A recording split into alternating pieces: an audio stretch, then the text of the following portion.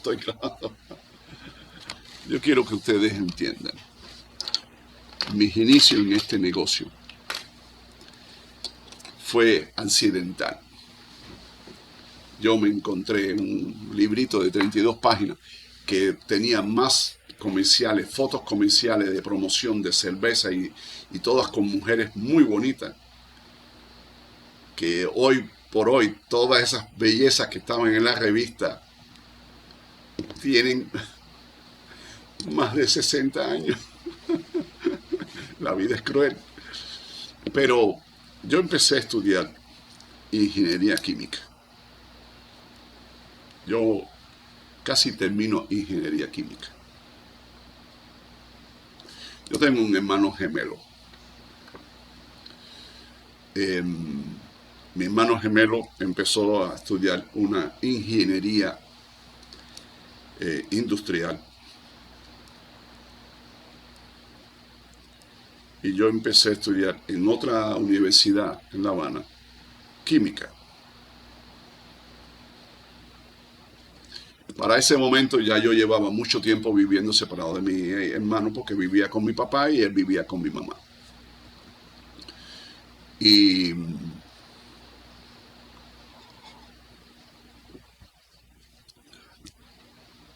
en algún momento, no sé qué pasó, hubo un evento en mi familia. Mi tía Caridad Navarrete,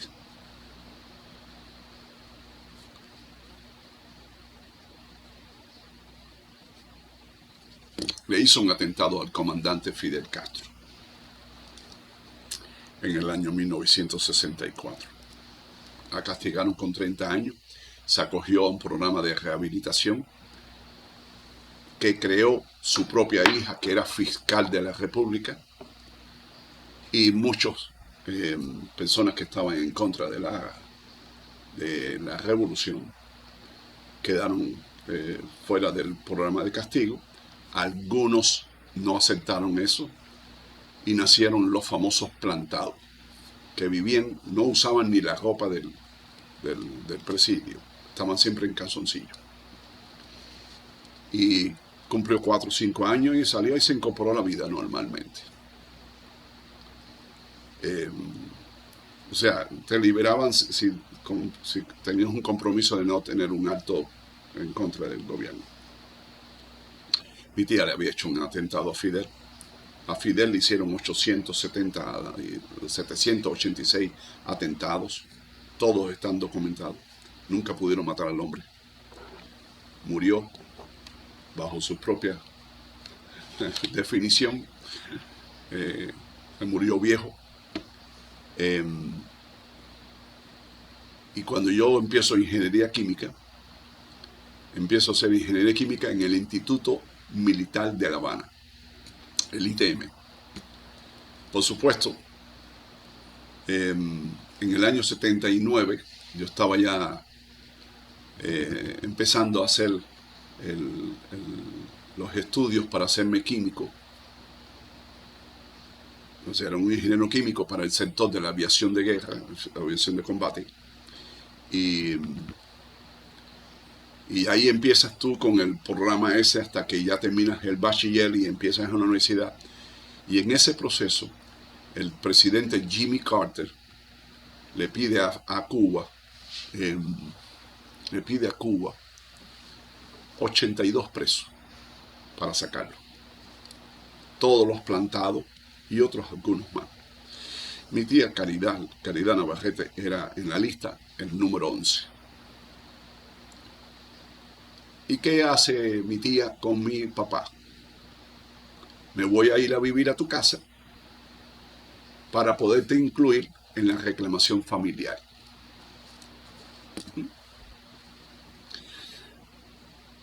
Pero la casa de mi papá estaba a apenas 3 kilómetros del Instituto Militar.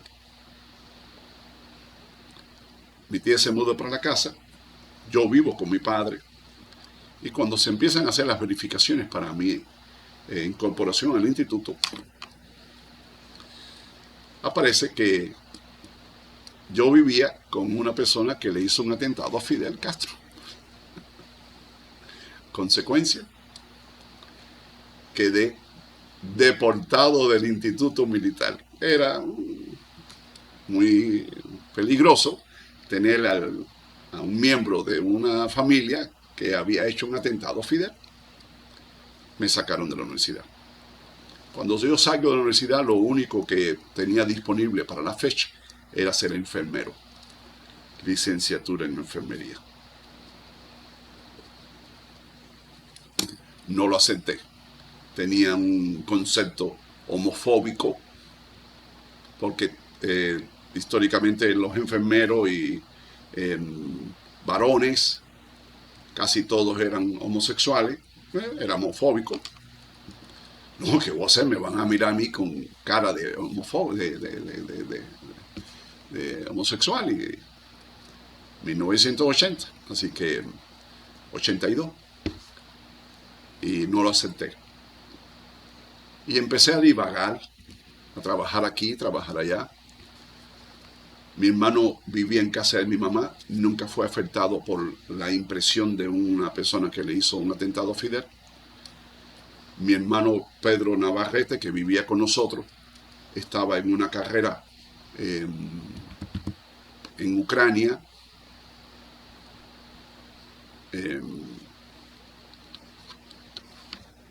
y cuando la facultad que lo tenía contratado para terminar los estudios en Ucrania descubrió que la tía, que vivía con la tía, le había hecho un atentado a Fidel Castro, retiran a mi hermano de Ucrania. Fue un desastre esa experiencia. Y empecé a trabajar en una empresa como asistente en el departamento de finanzas.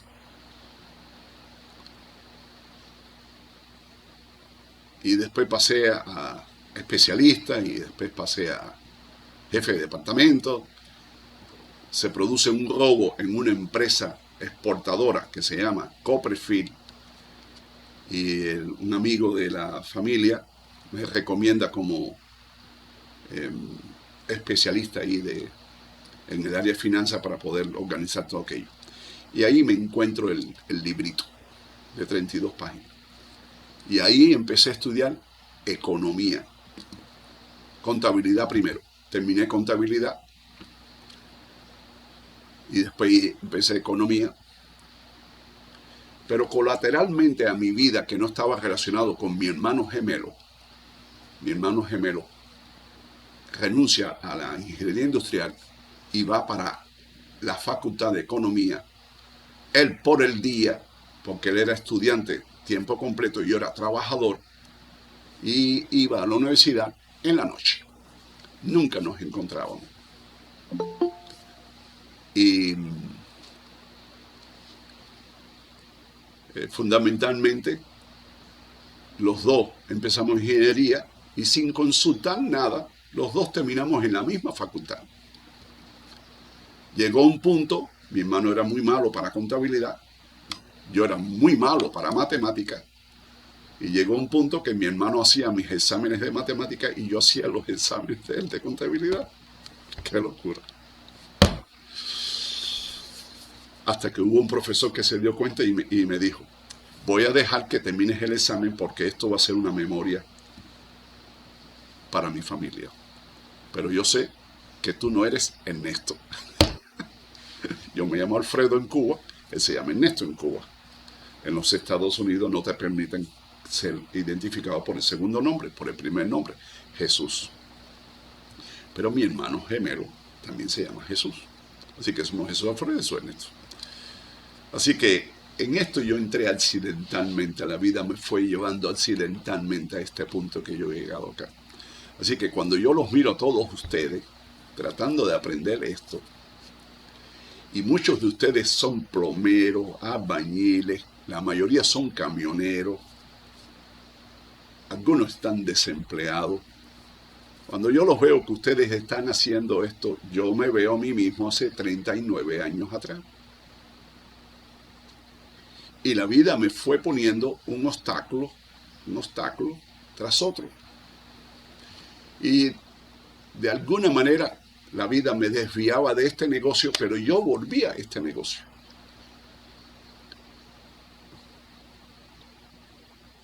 Hubo momentos que yo tenía que tener un empleo secundario para poder vivir de esto. ¿Ok? Hubo un momento que yo tenía que sobrevivir.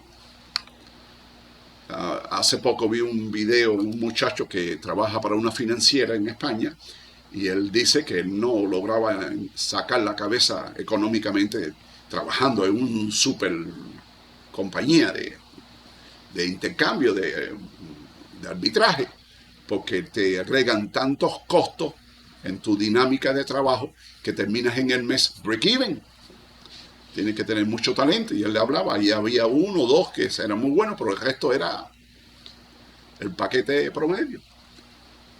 Por eso no me gusta estar vinculado a ningún. Yo en el 2009 me renuncié a todo ese mundo porque no te pagaban bien.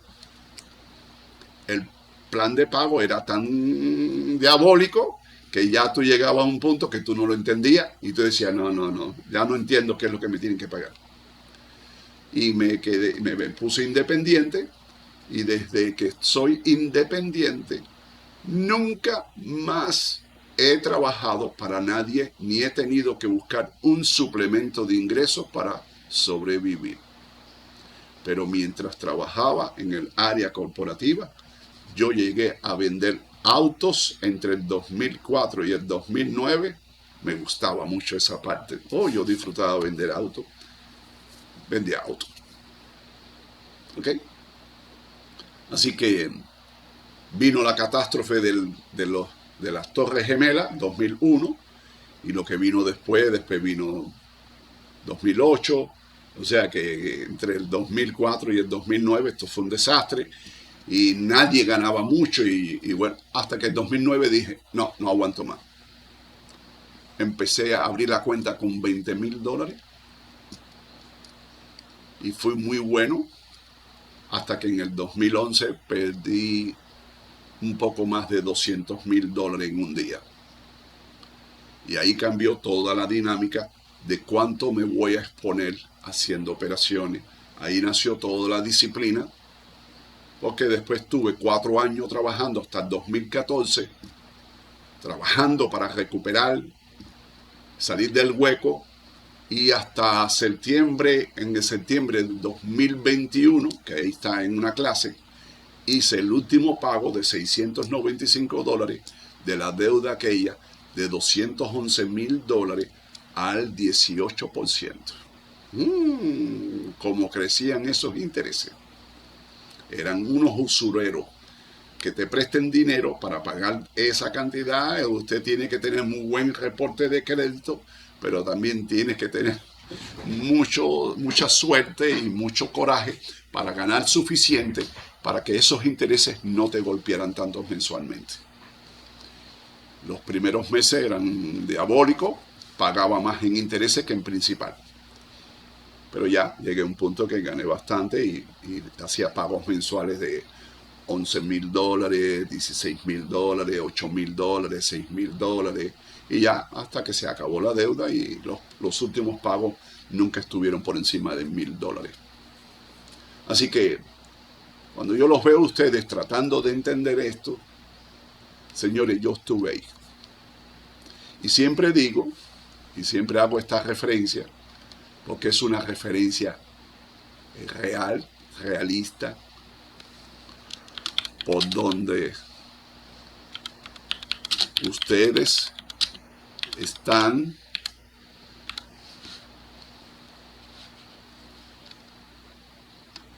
caminando, ya yo sufrí. Por donde ustedes están ahora trabajando y tratando de construir esta dinámica de lectura, de descubrimiento, ya yo pasé por ahí, he acumulado mucho sufrimiento, y ahí está la dinámica. 42.34 y llegó a 42.19. Así que no retomó el máximo histórico y es una definición, no lo retomó, no, ni lo duden.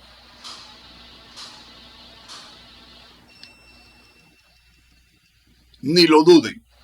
Retomó la ruptura, ni lo duden.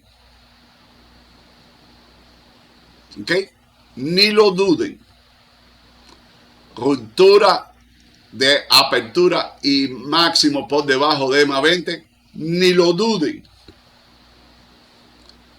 Apertura y mínimo sobre EMA 20, ni lo duden. Porque esto es cuestión de memorizar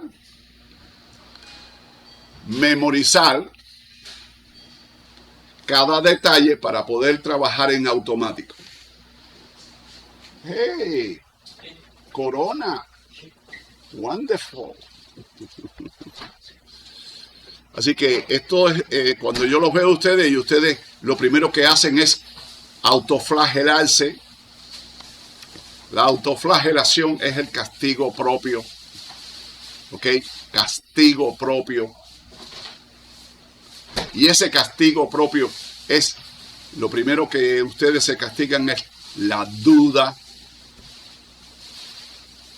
No, yo no lo voy a poder entender. Yo no voy a poder memorizar estas 17 cositas. Son 17 cositas. Algunos nada más se enfocan en 5 de ellas.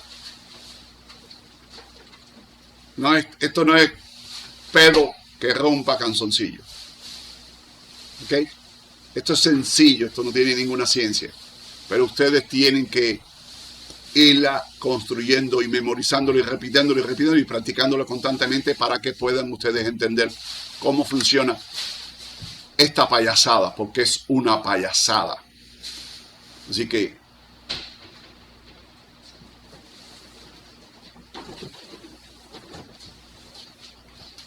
yo sé que es dinámica y yo digo, ¿a dónde quiero empezar a trabajar contra este máximo? Ahí está. O contra el máximo este. A ver, no importa, que cambio siempre va a mantener el mismo máximo. Ahí, vamos a ver, hasta aquí. La dinámica se va a expandir y la que ustedes tienen una posición, dice, este va a ser mi ruptura. Y ya hay una... No pueden dudarlo. Pasa esto, es esto. ¿Ok? Tu compañera o compañero está con otra persona, no lo duden. No puede estar más contigo. Son 8.000 millones de personas. ¿Por qué seguimos acarreando con un problema que después va a ser mayor? Usted no satisface en algún aspecto de la vida de la pareja, y ya sabemos de qué estamos hablando en la mayoría de las veces. A tu pareja no lo sigas intentando.